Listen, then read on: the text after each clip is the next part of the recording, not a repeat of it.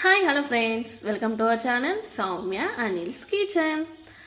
ఈరోజైతే మనం కాకరకాయ కరివేపాకు పొడి ఎలా తయారు చేసుకోవాలో చూద్దాం.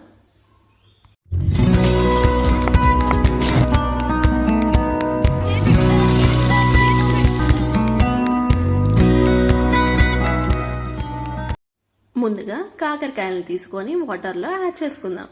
యాడ్ చేసుకొని వీటిని మంచిగా ఫ్రెష్గా వాష్ చేసుకోవాలి. ఇలా ముందుగానే ఫ్రెష్గా వాష్ చేసుకోవాలి. ఇప్పుడు కాకరకాయల్ని రౌండ్గా పీసెస్గా మనం కట్ చేసుకోవాలి. ఇలా కట్ చేసుకున్నాక మొత్తం అన్నిటిని ఒక క్లాత్లో యాడ్ చేసుకుందాం. వాటర్ ఏమన్నా ఉంటే సపరేట్ అవుతుంది.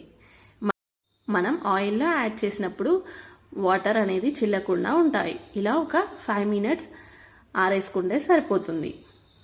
అలానే కరివేపాకును కూడా ఒక 2 cups తీసుకొని వాష్ చేసుకొని ఇలా ఆరబోసుకుందాం. ఇప్పుడైతే స్టవ్ పై కడాయిని పెట్టుకొని ఒక 2 tablespoon పల్లీలని యాడ్ చేసుకుందాం.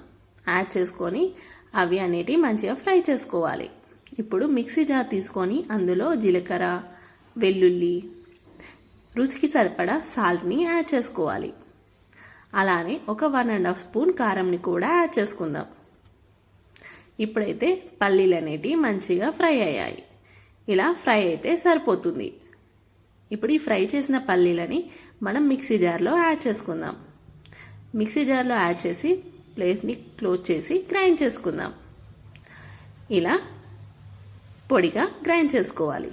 ఇప్పుడు అదే కడాయిలో డీప్ ఫ్రైకి సరిపడా ఆయిల్ని యాడ్ చేసుకొని మనం కాకరకాయలన్నీ ఒకసారి మంచిగా తుడుచుకొని మనం డీప్ ఫ్రై చేసేసుకుందాం. ఇప్పుడైతే ఆయిల్లో యాడ్ చేసుకుందాం. ఇలా ఆయిల్లో యాడ్ చేసుకోవాలి. యాడ్ చేసుకొని ఇవనేటి గోల్డెన్ బ్రౌన్ కలర్ వచ్చే వరకు ఫ్రై చేసుకోవాలి. ఒక బ్రౌన్ కలర్ వస్తే సరిపోతుంది. చూడండి, ఇవైతే ఫ్రై అవుతున్నాయి. ఇలా మంచిగా ఫ్రై చేసుకోవాలి. ఇంకొక 2 minutes అయితే ఇవి పర్ఫెక్ట్గా అయిపోతాయి.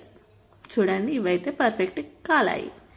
ఇలా కాలితే సరిపోతుంది. మరీ ఎక్కువగా కాలితే మాడుగా వాసన వస్తుంది. వీటినైతే ఒక బౌల్లోకి సపరేట్ చేసుకుందాం. ఇలా అన్నిటినీ సపరేట్ చేసుకోవాలి. ఇప్పుడు అదే కడాయిలో మనం కరివేపాకును కూడా యాడ్ చేసుకుందాం.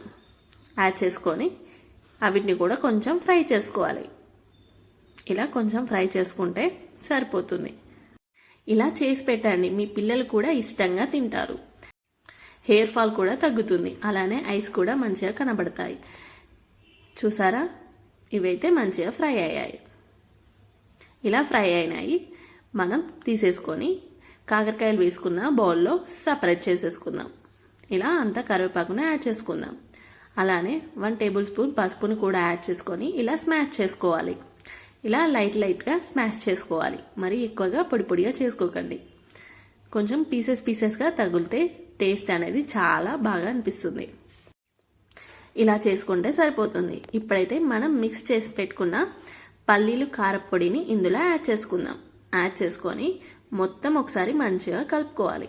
పొడి అనేది మొత్తం ఈక్వల్గా స్ప్రెడ్ అయ్యేటట్టు కలుపుకుంటే సరిపోతుంది. అంతే, మన ఎంతో టేస్టీ అయిన కాకరకాయ కరివేపాకు పొడి రెడీ. ఇది రైస్లో వేడివేడి అన్నంలో వేసుకొని తింటే ఆ టేస్టే వేరే ఉంటుంది. దీన్ని ఒక బాక్స్లో స్టోర్ చేసుకొని పెట్టుకుంటే ఒక 1 month దాకా అయినా ఫ్రెష్గా ఉంటుంది. చాలా టేస్ట్ కూడా ఉంటుంది. అంతే, మన ఎంతో టేస్టీ అయిన కాకరకాయ కరివేపాకు పొడి రెడీ. ఈ రెసిపీ మీ అందరికీ నచ్చింది అనుకుంటున్నాను. ఇలాంటి రెసిపీస్ కోసం మన ఛానల్ షేర్, లైక్, సబ్స్క్రైబ్ చేయడం మర్చిపోకండి. మరొక కొత్త వంటకంతో మళ్ళీ కలుద్దాం. Thanks for watching.